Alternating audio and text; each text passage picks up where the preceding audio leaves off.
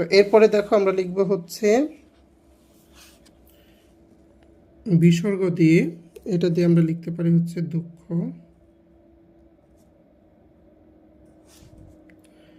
লিখতে পারি হচ্ছে দুঃখ লেখা যায়। তারপর আমরা লিখতে পারি হচ্ছে নিঃস্ব লেখা যায়। দেখো এখানে একটা যুক্ত বর্ণ আছে শৈব। আমরা আরেকটি শব্দ আমরা লিখব, আমরা এটাতে লিখতে পারি নিঃশেষ।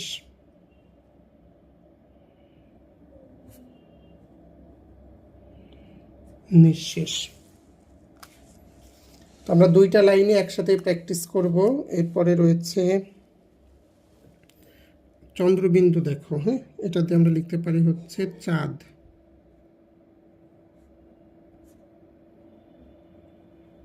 চাঁদ লিখতে পারি।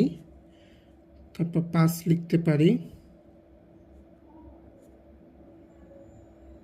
পাঁচ লেখা যায়। তারপর আমরা লিখতে পারি বাঁশ।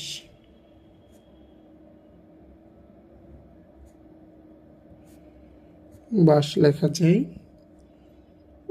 কাঁঠাল লিখতে পারি, কাঁঠালে বানানো চন্দ্রবিন্দু আছে। ক দিয়েও আমরা কাঁঠাল শব্দটা লিখেছিলাম, হয়তো অনেকের মনে আছে। ঠিক আছে, এই কয়টাই তোমরা লেখো, তারপরে তোমাদের খাতাগুলো দেখব।